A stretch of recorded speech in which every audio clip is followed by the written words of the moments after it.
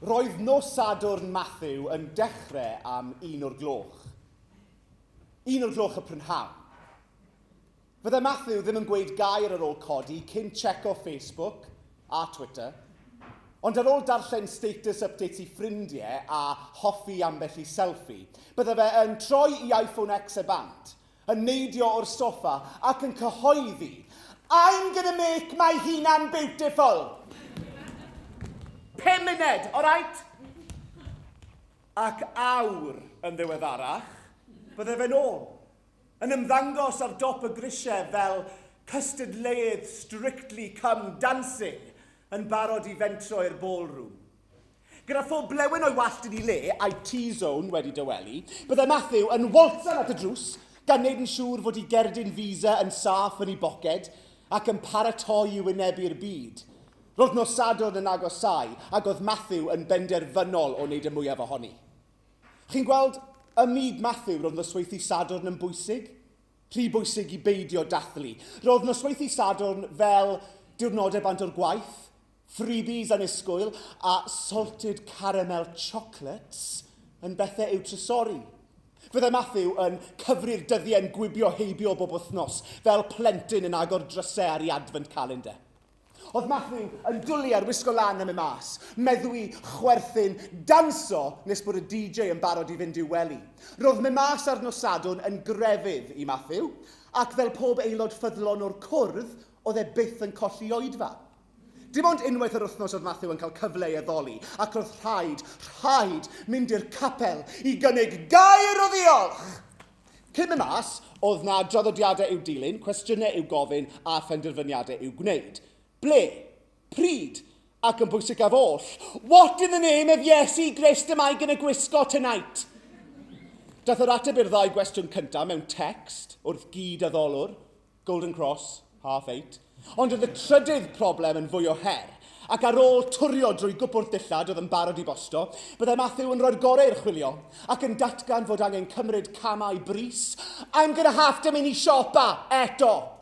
Roedd Matthew yn siopwr o fri, ac oedd e wrth i fod yn treulio'r diwrnod yn crwydro Caerdydd, yn chwilio am rhywbeth newydd i wisgo. H&M, All Saints, yna, yn osgoi'r mamau yn llusgo'i plant ar hyd yr aeth, i TK Maxx, Urban Outfitters. Chwiliodd Matthew am ddilledyn beiddgar, lliwgar, rhywbeth oedd yn denu sylw.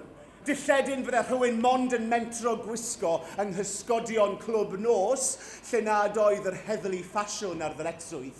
Uniform clwb nos, rhywbeth oedd yn gweiddi, "Hey, looky here, bawb, dwi'n cael noson absolutely fabulous and I'm wearing a creased tee to prove it."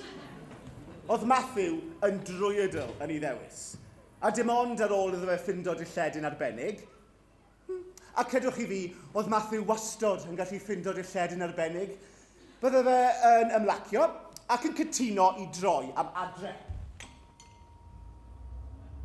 Safodd Matthew ar y bws, gyda gwen fawr ar ei wyneb hapus ei fyd. Wedi ymgolli'n llwyr yn ei feddyliau, bydde fe yn brysur ddychmygu pa par o drowsus fydde'n cyd fynd ored ar Cris oedd e newydd i brynu. Mae heno mynd i fod yn awesome, bydde fe'n sibrwd. Cyn penderfynu os ydym moyn fish fingers neu spaghetti i swper. Wrth gyrraedd y tŷ, bydde Matthew yn parcio ei hunan o flaen y teledu i gyhoeddi ei gynlluniau ar gyfer y noson yw 2089 o ffrindiau Facebook. Longest week ever, can't wait to get steaming tonight. Lol.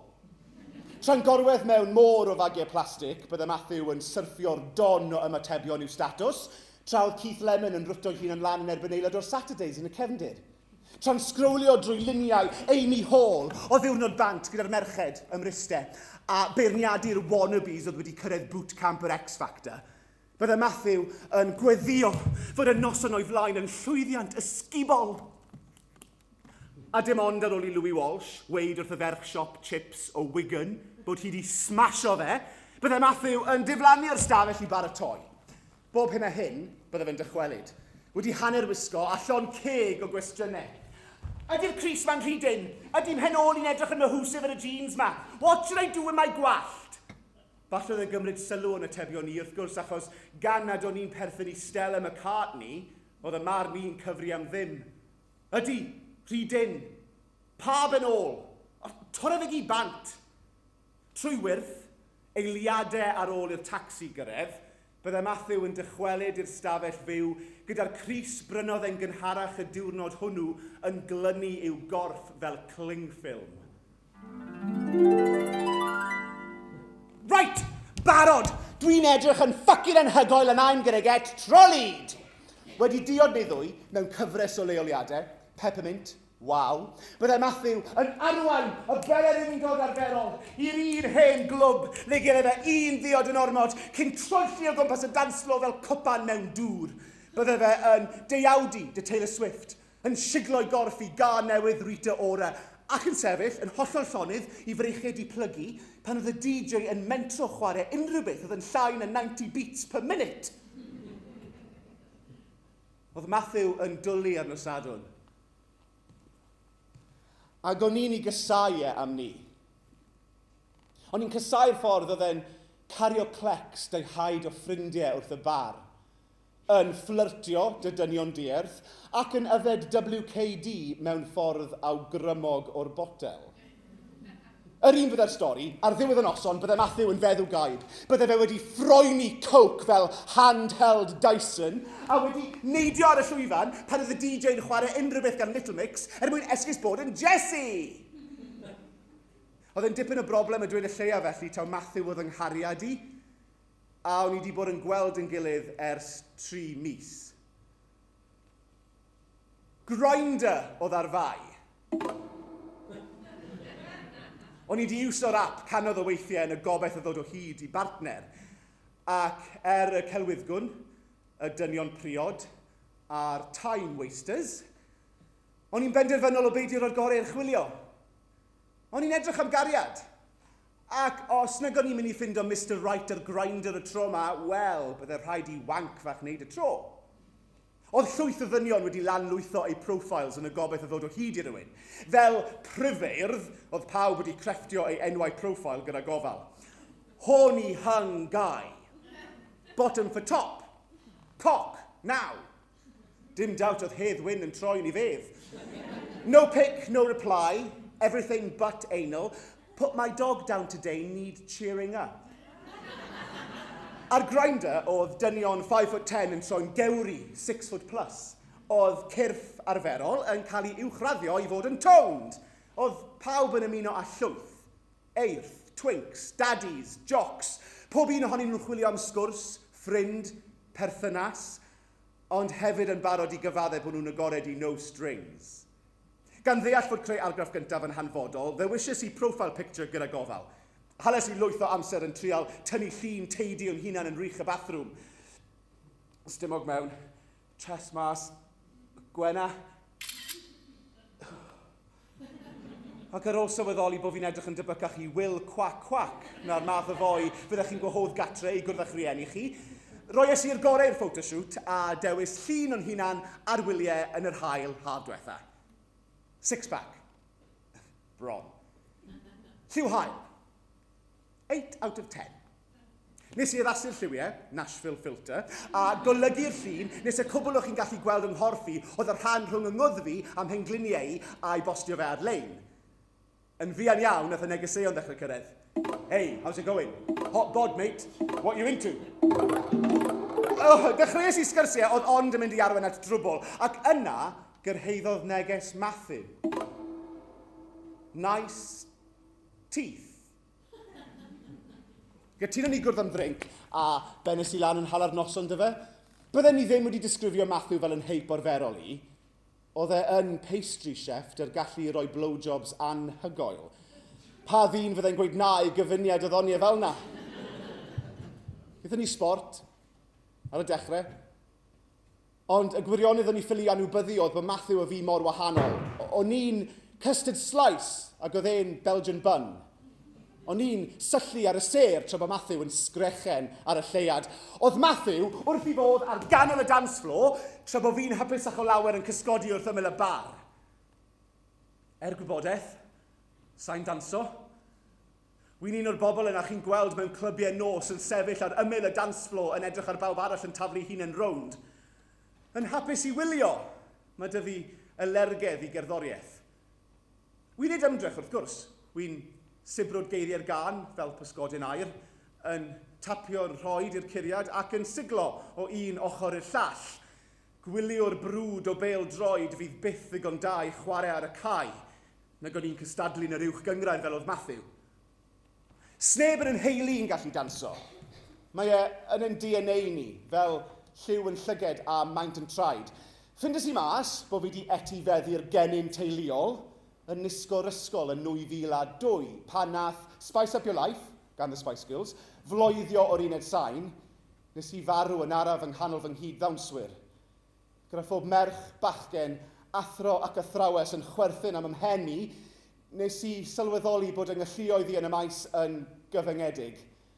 Ac ar ôl i Cerian Jones weid bod fi'n embarrassment, ddyle fod wedi aros gatre dy gweddill y Shadows, benderfynnes i rhoi'r gorau ddanso, a dechrau gweud na, pan oedd unrhyw un yn awgrymu symud y nes at y mirror ball. Oedd rhaid fi feddwl am lwyth o esgusodion yn crwydro o barti i dafarn o far i glwb nos ar nos Sadwrn mas yng Nghaerdydd. Allai ddim danso heno, sori, nes i droi'n higwrn yn chwarae rygbi ddoe. Ouch. Wi goffa mynd i ti bach, wi bod ti bosto. Cerdi, na i ddal o land y ti mewn myned. Fel Dr Bruce Banner, o'n i'n cuddio yn y tywyllwch. Pidwch am yrfodi i ddanso, byddwch chi ddim yn licio i pan wi'n danso. Felly, pan gyrhaeddodd nos Sadwrn unwaith yn rhagor a wnaethon ni fentro mewn i'r dre, nes i ddal am dyn wrth ymyl y pwll, tra bod pawb arall yn splasio rownd yn y pen dwfn. So, ti'n mynd i ddanso dy fi eno neu beth? Ofyn oedd Matthew, yn amlwg wedi diflasu ar chwarae da'i ffrindiau newydd.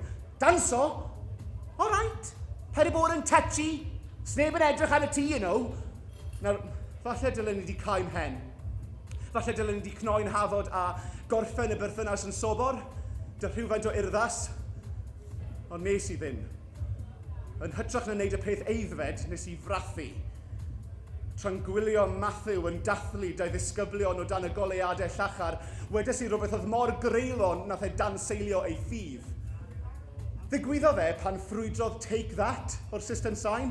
Fel arfer byddwn ni ddim wedi meindio, ond ar ôl goddef Justin Bieber a One Direction o'n i wedi cael llon bol. Pan glywes i sgrech fyddarol Gary Barlow, dim nes i'r dicter yn corddi ti fewn i fi. Y gyndaredd, y gwylltineb, y casineb a'r gasgliad recordiau oedd angen llosgi. Ddim troi nôl. Wedi neidio o silffenest ac yn cwmpo'n gyflymach na prop forward o'r degfed llawr, ffindes i'n hunan yn troi at Matthew, just troi ato fe, a gweud, mae Take That in shit! Beth? Ofyn oedd e. Ddim cweit wedi'n nghlywed i dros y côr meibion oedd wedi dechrau canu'r geiriau. Mae Take That in shit! Gas dyn ni Take That! Paid bod yn wancel i, mae Gary Barlow yn ledge. Yfodd ei seidr a chwifio at y DJ. Wy'n i feddwl wi wir yn cysau Take That? Na ti ddim, ond dwi ydw i! Treni nath y tri arall ddim dilyn y siampl Jason Orange a diflannu o olwgfyd. Maen nhw'n fucking shit! Man a man tys y fi wedi gwthio cyllell yn syth drwy freste. Ond, ni'n caru Take That? Na, Matthew! Ti sy'n caru Take That! Ti'n caru Take That yn gwmwys fel ti'n caru Love Island, Ready Mix Mojitos, a'r twll ma, sa'i erioed wedi licio nhw! Bullshit, wedodd e. Ydy, ma fe! A dywes i cyn i'r dagren lifo.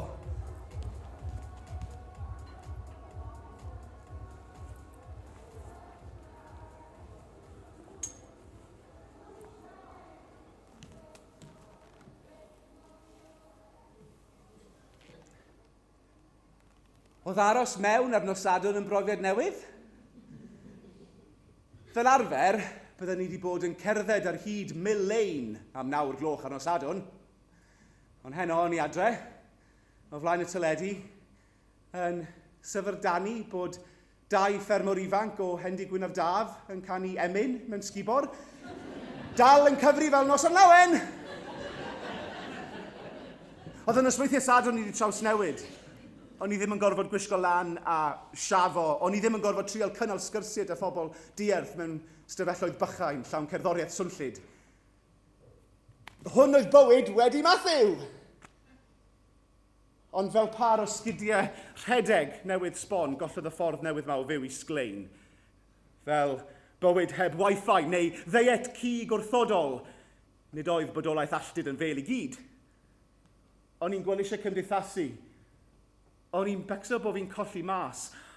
Hon oedd y 5 nos Sadwrn I fi wylio casualty dyn nwylo lawr ffrant yn Rhowsus I, ond i'n ffili cario ymlaen fel un.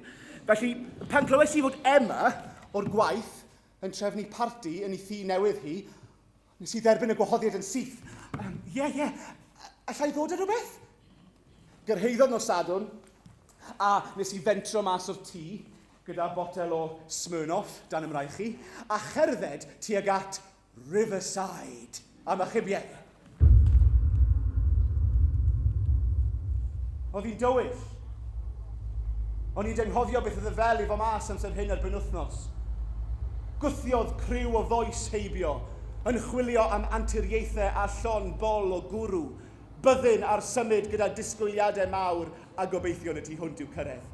Hardly any point we going out tonight, boys. I'll be back home by 9 doing a business with some lucky young lady on a bedroom carpet. 9 o'clock, slow worker at you, mate.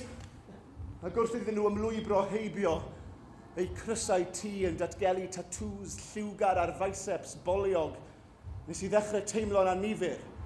Ofn. Oedd y dirwedd hon yn anghyffredin ac yn sefyll yn ei chanol hi fel dieithrin, nath hi'n haro I fel byd tanllyd, peryglus. Oedd gyr o ferched mewn lliwiau Max Factor yn ymgorffori Girl Power yn cerdded lawr ei catwalk ar Romilly Road. Mewn sgyrtiau byrion fydde'n edrach yn amazing ar y dance floor.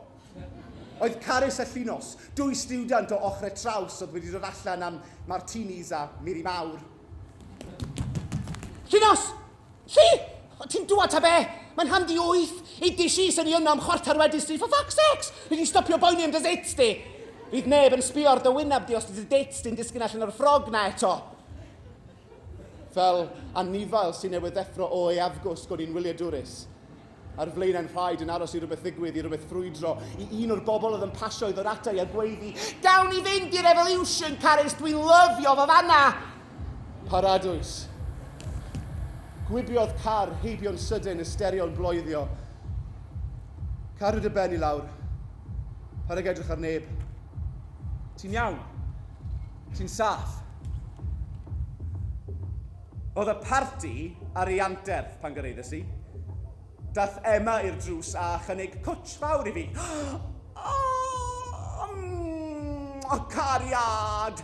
Oedd Emma wedi bod yn yfed ers amser cinio ac o'n i'n gallu gweld y Prosecco yn codi o'i hanadl hi fel stêm o hot tub. Ei, Paula, ei, hwn yw'r un o'n i'n gweud wrth ti amdano gynnau. Oedd Paula, ffrind gorau Emma, wedi lapio ei hunan ymreichu y cryf dyn dierth o'r enw Mason, ac oedd hi'n brysur edmygu I deltoids e. Pwy? Yr agrophobic? O, treni, a fe'n eitha cute. Wel, mae fe off limits. So fe'n teithio ar yr un bws â ni. Be, berchen ar gar, yw e? Na, mae fe'n lico coc. Alright, falle bod fi'n gorweud pethau fan hyn nawr, yn yr eiliad honno fi'n siŵr nath bawb yn ystafell droi 180 gradd I edrych arnau. Roll up, come and see the man with the 3 nipples. Lovely dy weld I blodyn, gweiddodd Emma yn ynghlysdi. Fyddai'n ôl na, fi just yn mynd I grogi ta pwy sy'n chwarae'r music yma. Shit, nag yw e? Y bant â hi, I chwilio am ta pwy oedd wedi llwytho ei chyfrif Spotify gyda'r Greatest Showman soundtrack a gwasgu repeat. Chwiliais I am wyneb cyfarwydd yn y dorf. Dim look. Oedd gweld pobl yn cymdeithasu mod naturiol gyda'i gilydd yn neud I fi deimlo'n hyd yn oed fwy o ddieithrin. Nag o'n i'n deall yr iaith hon. Fel rhywun o Bortalbot ar goll yng Nghaernarfon nag o'n i'n deall gair. O'n I mas o nyfnder ac eisiau Emma I ddod nôl I gyfieithu. Dewi dim ffrindiau. Y dyn unig yn y gornel. Beth oedd yn y prynnau? Aros? Gadel? Toddi? Tiw Li, Carl, brawd Emma, fi'n cysau dod I bartis lle fi ddim yn abod unrhyw un. Rhywbeth mewn cyffredin? O, gret, ti fyd. Wy'n falch nag fi yw'r unig un sy'n teimlo'n lletwyth. Na, wy'n nabod bron pawb mawr gwed y gwir, o'n i'n siarad amdano ti? Wedodd Emma bod ti ddim wedi bod yn mynd mas yn ddiweddar. Emma, ceg fwyaf Caerdydd. Break-up gwael oedd e. Cywiriad ceg fwyaf Cymru. Es i drwy rhywbeth tebyg yn hunan yn ddiweddar, o'n i gyda'n gilydd am 2 flynedd. Right? Ni'n gweld? Dath y sgwrs i ben. O'n i ffili meddwl am unrhyw beth call i weid, felly geis i'n heg. Stopodd y gerddoriaeth. Oedd Emma yn amlwg wedi ennill ei brwydr gyda'r DJ. Nes i ddechrau siglo o un ochr i'r llall yn trio meddwl am ffordd o roi tân dan y sgwrs ma unwaith yn rhagor heb swnio'n desbryd. Oedd dim rhaid i fi fecso. Top-up, ofyn oedd Carl, a mynd ar gwydr o'n llaw i. A gyda'r un shot o fodca yna, nath y sgwrs ddechrau llifo unwaith yn rhagor, yn mynd â ni ar daith wyllt o destun i destun, fel car cyflym yn cael ei yrru gan fachgen 12 mlwydd oed. Tra bod pawb arall yn dawsio, cusanu, cyffurio, nath Carl a Fined drafod popeth sy'n bwysig mewn bywyd. Gwleidyddiaeth, diwylliant, Game of Thrones. Gryndwch, fi'n gwybod nes i afon hunan fydde hyn ddim yn digwydd eto. Nes i weid, droion o weithiau fydde ni ddim yn dychwelyd i'r lle yna, i'r hynlle o'n i newydd ddianc ohoni, ond wrth i ni sgwrsio ac wrth i ni chwerthin, am y tro cynta ers cwpla gyda Matthew, nes i ddechrau ffansio rhywun. Oedd Carl yn athro. Oedd Carl yn dod o Benarth. Oedd Carl wedi astudio seicoleg yn y brifysgol. Oedd Carl wedi treulio wyliau diwethaf yn Copenhagen. Oedd Carl yn berffaith, a byddwn ni wedi ymuno a'i fan clwb yn y fan ar lle, tasau rhywun wedi cael digon o sens i ddechrau clwb o'r fath. Oedd Carl yn dal, gyda gwallt du a wyneb allai wedi gwerthu siwt dros Armani. Felly, beth oedd y broblem? Y broblem oedd, fel ffindes i mas am 33 munud wedi 4 y bore ac ar ôl llawer gormod o alcohol, bod Carl newydd gwpla gyda Debbie. Alright, mae'n rhaid bod fi wedi gwybod ar ryw lefel bod dim chance da fi weld y boi ma'n i bans. Ond chi'n goffa dwi'n mynd gobeth. Oedd Carl wedi hala oriau yn siarad dy fi ac oedd pob sylw, stori a joc wedi'n swyno i. Laddodd yr enw Debbie yn gobeithio ni. Oedd wedi cael perthynas gyda menyw. Oedd e'n straight. Come on, oedd e ffili help. Oedd hi'n hwyr iawn ac oedd y siom yn llethol. Oedd Carl yn ddyn hyfryd, o'n i wedi joio ni gwmni fe ac ar ryw bwynt yn ystod yn sgwrs ni, o'n i wedi dychmygu'r ddau ohono ni yn cwmpa mewn cariad, symud mewn yn gilydd a dewis papur wal. Ar ôl i Debbie, fetha mreiddwydio ni, o'n i ddim eisiau treulio'r awr nesaf yn ail adeiladu hunan hyder Carl. Yn enwedig nawr bod y chans o roi'n hafod i ni geg wedi mynd i'r gwynt. Oedd hi'n fore di Sul. Yn gynnar iawn fore di Sul, o'n i eisiau tŷ bach. O'n i eisiau mynd gytre. Beth o'n i'n bendant ddim eisiau gwneud oedd clywed gair arall am Debbie. Cyn i Carl gael cyfle i agor i ben eto, nes i heglu hi am y drws. Oedd y niwl wedi gostwng ar Roll Street. Geies i'n siaced i'n dyn a phlannu nwylo yn nofn yn y mocedi. Bloody heterosexuals, maen nhw'n bobman dy ddim a. O'n i ddim wedi mynd yn bell pan oedd Carl ddal a lan dy fi. Hei! Pan nes ti dweud bant, nes i weid rhywbeth yn le. Na, wi jyst i blin yna gyd. O'n i'n dymlaen yn dda nag o'n i. O'n i'n meddwl bod ti'n lico fi. Cododd y niwl. Benodd Debbie dy fi achos oedd yng nghalon i'n curo'n gloi. Achos, yn gloi eich fydd? Beth? Achos bod fi wedi gweithio'r diwedd bod fi'n... Nath e oedi. Trio ffindio'r geiriau iawn. Bod fi'n lico dynon, bod fi'n... hoiw. Ti'n gwybod, gay.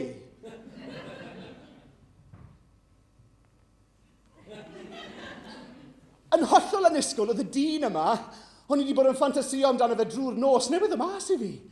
Yn sefyll, yng nghanol y stryd, yn droed noeth, am rhywbeth erchill wedi 4 o gloch y bore, oedd y chwaraewr pêl droed yma, oedd yn yfed lager, ac yn edrych tan bach fel Henry Cavill, newydd o mas i fi.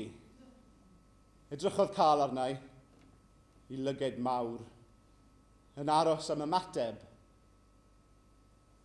Rhewodd amser.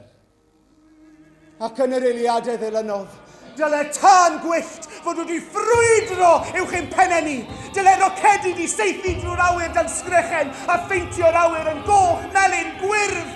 Dyle cerddorfa sydd dechrau chwarae cerddoriaeth gweddarol, a dylai teulu Carl fod wedi rhedeg o'r tai cyfagos i'w gofleidio fe fel cystadleuaeth cwiz teledu sydd newydd ennill y jackpot er mwyn ilw'n gyfarche am gael y guts i weid wrth y byd, wel, wrth ei ta beth, i fod e'n hoiw!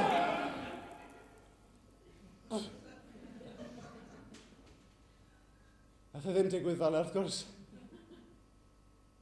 Dyw e byth yn. Syllodd Carl ar ei drad, yn aros i fi weid rhywbeth. O'n i eisiau gweud rhywbeth call, rhywbeth byddai'n neud iddo fe deimlo'n well, rhywbeth byddai'n i sicrhau e ac yn lleddfu i ofnau fe. Ond y cwbl o'n i'n gallu meddwl i weid oedd, mae'n o'r. A nath Carl gytuno i bod hi. Nes i ddim cysgu gyda Carl yn osod yna, onest. Nes i ddim i lusgo fe yn stafell wely, tynnu ddillen y bant, a thaflu'n hunan ato fe fel llun sychu llestri glib dros ffrentban ar dan. Na, aroses i tan yr wrthos ganlynol er mwyn ei mi. Tra'n cerdded ar hyd Cathedral Road i gwrddo fe, ddechreuais i golli hyder.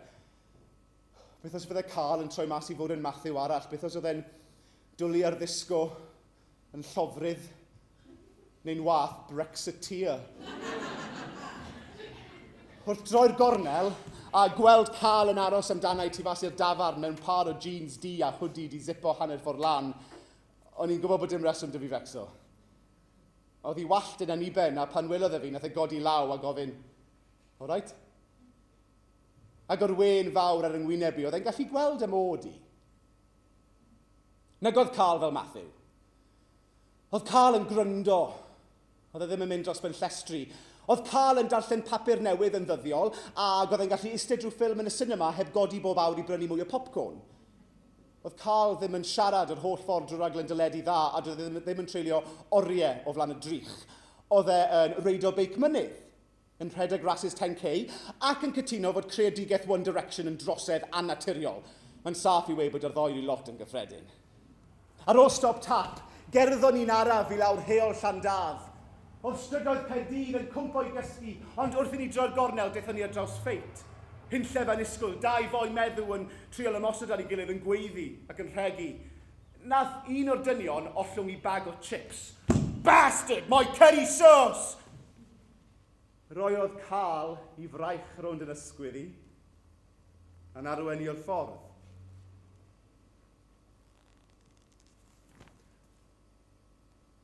Dyma ni te. Ie, dyma ni. Oedd y ddau o'n i'n sefyll dan Ole Street tu fas i'n fflat i tra bod fi'n chwilio am yr allwedd. Arhosodd Carl, nag oedd e'n bwriadu gadael heno.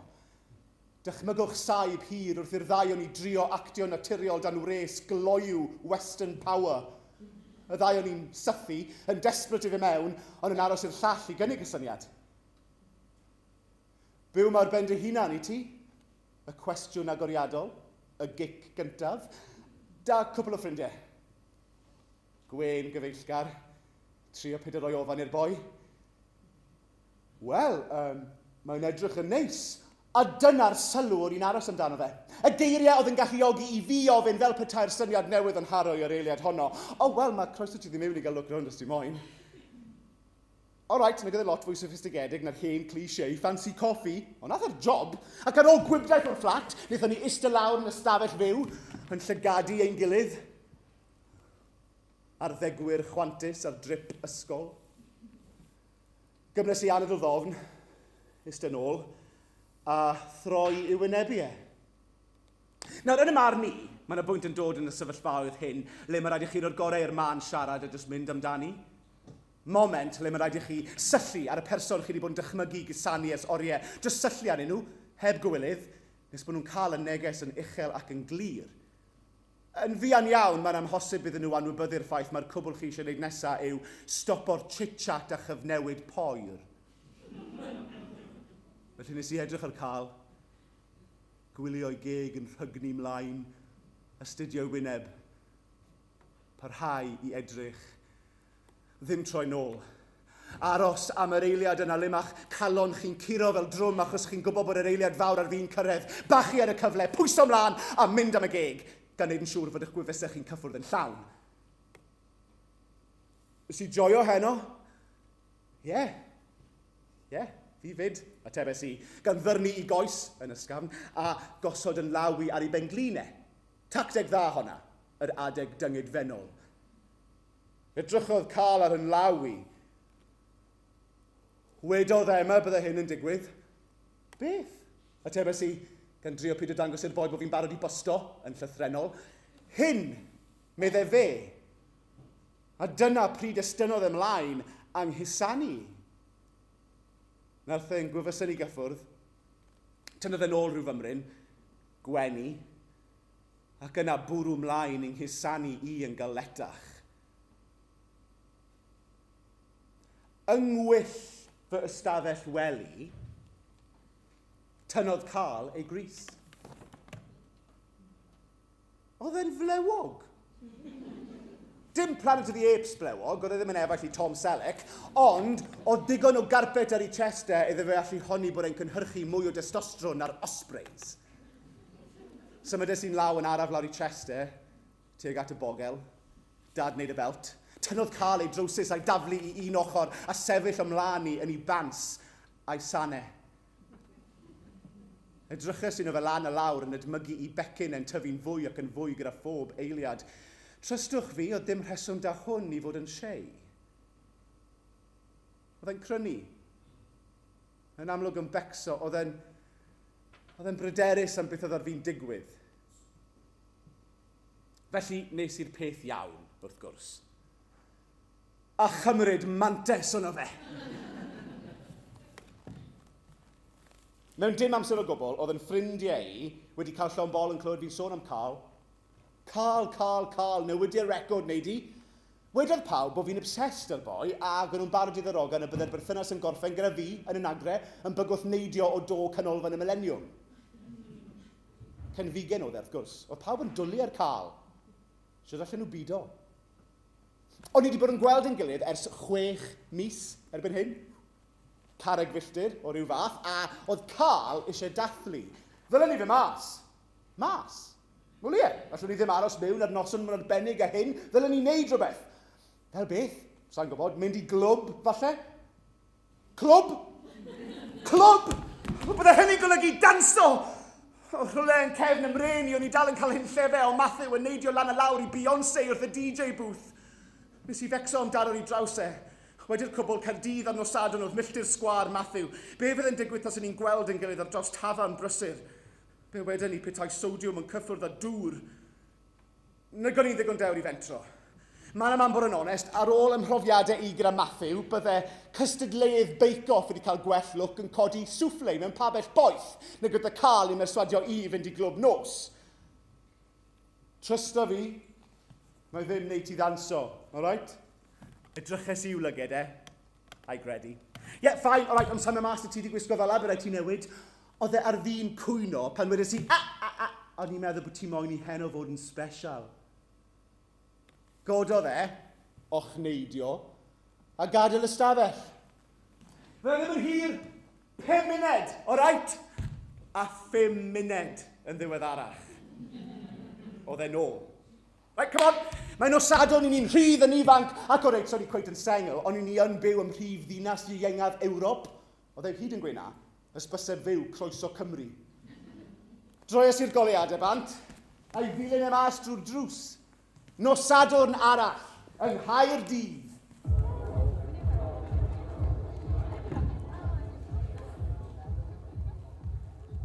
Tro'n eistedd yn y bar ar St Mary Street, anghofio ni'n llwyr am amser, a sawl uned o alcohol oedd y ddau o'n i wedi yfed. Oedd y bar dan i sang, gyda dinasyddion yn aros yn eiddgar am yr adloniant nosweithiol oedd wedi hysbysebu ar walydd y lle yfed.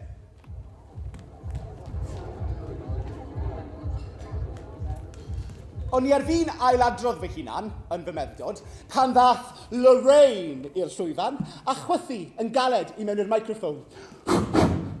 Oh, good, it's turned on. Nath ein compare wenu. And it's not the only thing on stage tonight that's turned on either. Roedd Lorraine yn ddiwies mewn denim a cowboy boots. Oedd hi gwallt i lliwio gymaint o weithiau, nag oedd hi hunan yn cofio beth oedd hi lliw naturiol hi. Daeth Carl nôl o'r bar, dy 2 beint o lager a pecyn o cheese and onion crisps. Ti ddim yn amser hir? Oedd cyw. Sylwys i ar wen yn ffurfio ar i'w fysa fe. Dechreuodd Lorraine anerch yr ystafell unwaith yn rhagor. Now then, boys and girls, as you know, Saturday night's entertainment night. Gweiddodd y dorf yn uchel. Ooh, frisky lot tonight, aren't you? Oedd Lorraine wrth i bodd ar nosweithiau fel hyn, yn dwlu ar y sylw. And you're not going to be disappointed either, right? Because it's that time of the month again. Watch you. Time of the month for karaoke! A gyda'r gair karaoke, dal yn atseinio, nath meddwon yn y gynulleidfa ddathlu'n frwdfrydig tra nath yr elfen sobor estyn am ei cotiau. Nes i gwmpo rhwng y ddwy stôl yn dathlu, estyn, whatever. And starting us off tonight, Datblygodd y wen ar wyneb Carl. a brave young soul, Yn fwy ac yn fwy... Oh, na, please. a cute young thing, so I'm told too. Oh, o'n i'n teimlo'n sick. So give the lad a big croesio. Tsunami o wen, Gwen Army. Give a big round of applause to Rhi hwyr i ddianc o'r don oedd ar fi'n ymwrwi. Lee from Cardiff. Ath y dorf yn wyllt. Fel praidd o gŵn oedd yn falch yn y genw oedd y cyntaf i fentro i ffair llewod. Come on, Lee, don't be shy now. Ges i'r awydd i baragleido, nofio da siarcod, danso, unrhyw beth o gwbl, ond canu. Oedd wedi'n hwyllo i. Oedd Carl, cariad drwg wedi'n hwyllo i, ac wrth i Lorraine yn lusgo i lan at y llwyfan, nes i droi ato fe ac addo dial. Y llwyfan yna, yr eiliad honno oedd y lle mwyaf unig yn y byd. O'n i'n sefyll, gyda dim byd ar wahân i feicroffon yn gwmni, gyda'r arf peryglus y fy meddiant. Fy llais. Is everybody ready? Geis i'n llyged a atgoffa'n hunan y byddai'r hynlle hon drystom yn chydig dros 2 munud. 2 munud a byddai Carl, oedd erbyn hyn ar ei draed yn gweiddi, yn sengl eto. 2 munud a... Dechreuodd y gerddoriaeth. Nes i sylweddoli nag o'n i'n gwybod beth o'n i fod i ganu. Pa gan oedd Carl wedi? Oh, fuck. Oh, na, please, dim y gan am. Na, Carl, please, na. Unrhyw beth o'n y gan am. Today this could be the greatest day of our lives. Before it all ends, before we run out of time, stay close to me, stay close to me. Watch the world come alive tonight. Stay close to me. Tonight this could be the greatest night of our lives. Let's make a new start. The future is ours to fight. Can you see it? Can you see it in my eyes? Can you feel it now? Can you hold it in your arms tonight?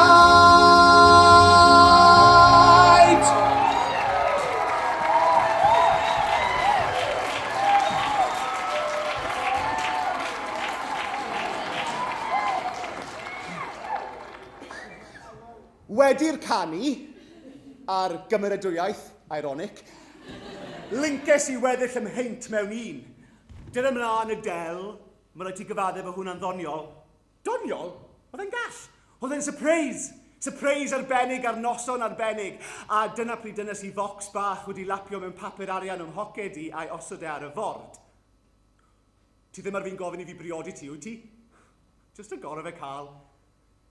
Tynnodd yr papur, agor y bocs. Mae'n hyfryd. Ystynnodd e am yn lawi a'i wasgu. ei watch newydd yn disgleirio o dan y mirror ball. Gerddon ni lan at y castell gyda'n gilydd. Oedd goleuadau Nadolig yn hongian uwch ein pennau ni, ac oedd canoedd o bobl yn tyrru mas o'r clybiau nos tanddaearol. Oedd gang o students yn dadled y gyrw'r taxi tu fas i Howells, a oedd dyn mewn Crys melyn llachar yn chwydu ger Pizza Express. Gerddon ni mlaen. Sa'n cofio croes i'r hewl, na'n gwmws beth o'n i'n drafod, ond wrth i ni agosau at erddi Sophia, nath Carl redeg o mlaen i dan chwarae. Redes i ar ei ole, mewn i'r parc, lawr y llwybr, cyn dal y landyge, wrth ymwneud y coed tal na, sy'n ei sefyll ar hyd y ffordd ers dy gawdau, cyn John Lewis, cyn y Daleks. Oedd Carl mas o wynt, wedi cyffroi, bwysodd e'n ôl yn erbyn coeden. Mae heno wedi bod yn berffaith. Nes i garu'r bar, nes i garu'r adloniant. Nath e stopo i ddalu anadl. Wy'n caru'n watch newydd i, a fi'n caru... Nath e oedi. Fel oedd yn neud yn aml, pwy o'n i fod i ofyn, a wedyn fel arfer bydde fe'n gweud Tom Hardy. Ond heno oedd pethau'n wahanol, heno oedd e o ddifri, heno wedodd e, a fi'n caru ti. Oedd hi'n o'r. Oedd ambell gwmwl yn yr awyr, ond dim digon i guddio'r ser. Fi yn ti'n gwybod, fi'n caru ti. Nath e'n nghysanu. Fi'n gwybod, y tebes i, ac edrych yn ddwfn i'w lyged e ac oedd popeth yn y byd yn iawn. A tas y ti yn gofyn i fi briodi ti, byddwn ni mwy na thebyg yn gweud ie. Mwy na thebyg. Priodi, mabwysiadu, golden retriever, plant. Mae'n dod i bawb yn y diwedd. Droion ni am adre, law yn llaw.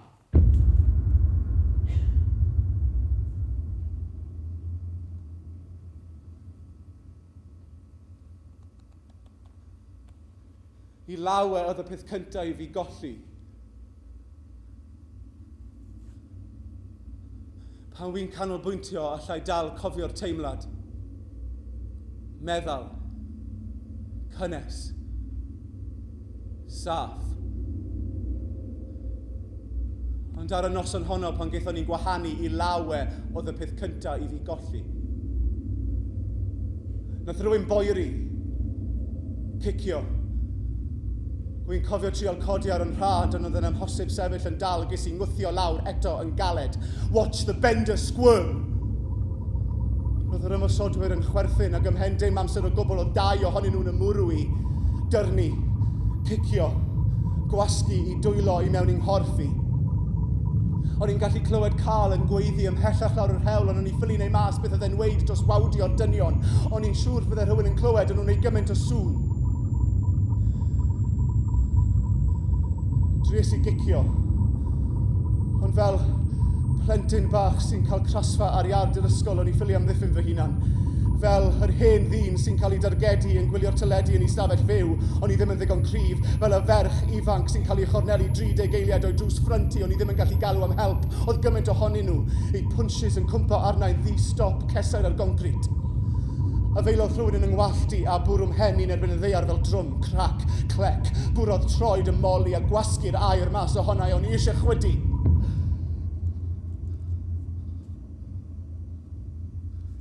Stopiodd yr ymosodiad. Nes i feddwl bod y gweithaf ar ben. Nes i weddio yn ddiniwed bod nhw'n mynd i adael fi fynd, a dyna pryd dimles i'r boen yn rhedeg trwy'n esgyrni a rhywun yn tynnu ar y nillad i. Na, please, na, peidiwch nes i erbyn. Drychus i lan i chwilio am wyneb ddynol. This'll show the dirty queer, this'll finish it. Dries i stopo nhw rhwg ynghris i, dries i stopo nhw'n weidio i, dries i godi a rhedeg. Dimles i'r gyllell yn gwasgu moli. Oh, na, please, peidiwch. O'n i'n gallu teimlo'n hunan yn gweidi, siarp, oer, chwym. O'n i'n gwybod bod fi'n gweidi, please, na. Drychus i lan, o'r cwbl o'n i'n gallu gweld oedd dir y llafn yn dod lawr amdana. Eto, fuck, na! Eto, torodd y gyllell yng nghroi ni, get him lower, strechodd rhywun nes i wingo, na, ond roedd y gyllell i lawr eto yn is. Ac yn is. Ac wrth iddyn nhw slasio rhwng yng nghoesau, ath popeth yn fi.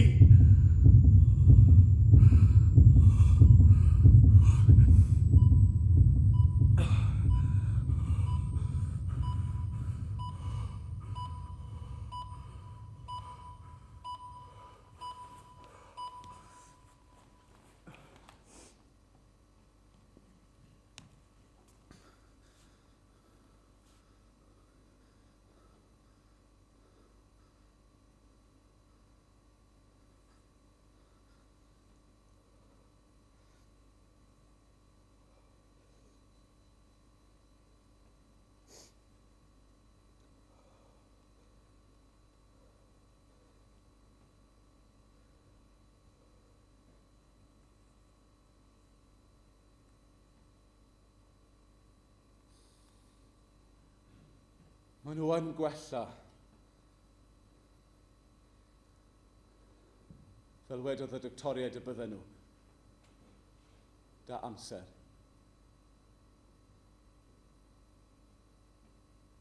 Oedd mam yn edrych ar y teledu pan ddeffres i, yn cnoi toffi a dalan law i.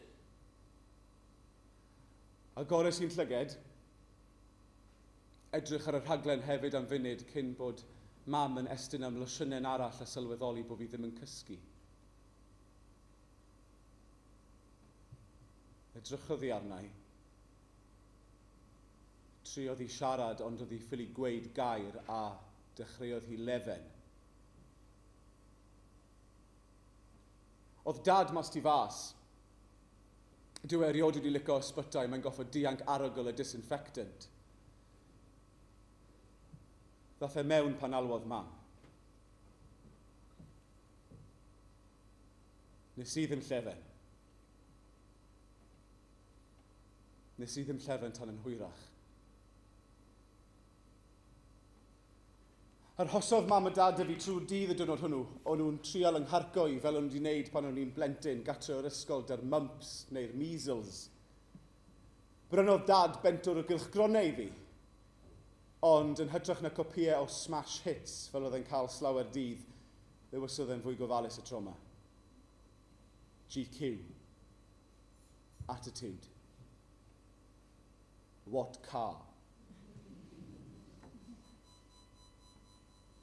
Oedd stash o losin, ffrwythau, botel o coke, a dillad newydd. Pants a sanau wedi prynu o M&S deuddydd ynghynt wedi plygu'n daclus yn y loca. O'n nhw ma i ddisgwyl ar ôl i mab. Ond nage o achos frech yr ieir oedd hyn, ac o'n nhw'n deall hynny'n iawn. O'n i wedi cael y mwrw, ynghicio, yn hori. A nhw'n goffod yn wynebu i yngweld i fel hyn, y cleisiau a'r creithiau yn amlwg i'w gweld yn ei atgoffa nhw o beth wedi digwydd. O'n i'n goffod wynebu nhw. Oedd hwnna'n anodd. Beth ych chi fod i weid wrth eich mam a'ch tad pan mae criw wedi ymosod yn chi am fod yn dirty little queer? Oedd yn anodd. Embarrassing. Anodd. Yn enwedig i mam oedd yn goffod torri'r newyddion i fi bod y dynion wedi ymosod ar Carl hefyd ond bod e ddim wedi bod mor lwcus. Sut oedd hi fod gweud wrtha i y bydde fe ddim yn dod trwy'r drws na unrhyw funed nawr gyda gwen fawr ar ei wyneb yn hapus i'n weld i. Achos un o Sadwrn hirt oedd gang o foes wedi yfed llwyth o cans a wedi mynd mas am sport.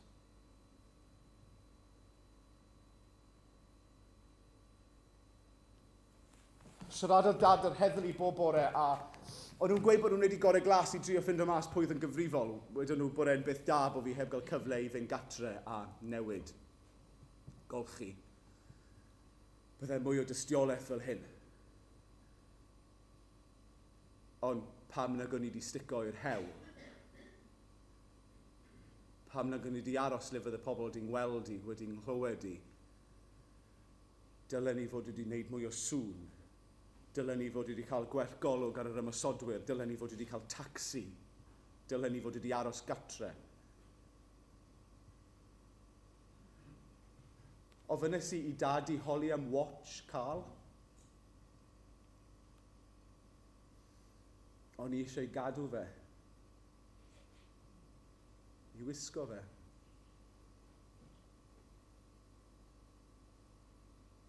Ond wedodd yr heddlu bod nhw ddim yn gwybod am unrhyw beth am watch oedd e fod wedi reportio di ddwyn.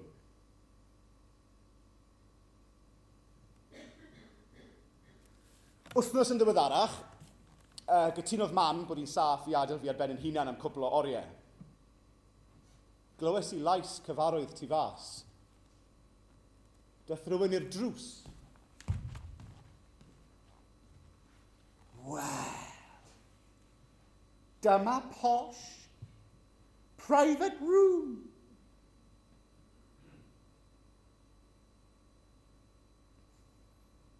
Matthew. Nawr, fi wedi dod y popeth fydd angen arno ti. Moisturiser. We don't want you sacrificing your good looks nawr ydyn ni. Mae'r air conditioning yn y llefydd yma'n sychu croen ti allan something chronic. iPad fi wedi downloado rhai o'r foreign detective dramas na ti'n hoffi. Paid a gofyn i fi beth, it's all Dutch to me. Ac yn olaf, Ferrero Rocher. Ond paid a bwyta nhw gyd in one go, for God's sakes. Simon cael y bai bod ti'n rhoi hyd yn oed mwy o bwysau ymlaen. Nath e ddanso rownd y stafell yn chwerthin ac yn siarad pwll y môr cyn glanio ar ymyl y gwely. O! Mae fe'n eitha comfy, nag yw e?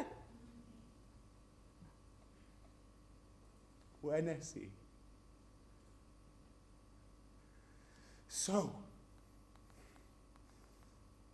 siwma'r patient.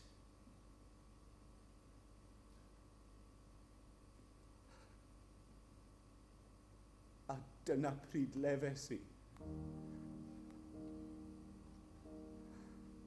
A nath Matthew yn nala i tan bod fi di stopo. Stay close to me. Stay close to me.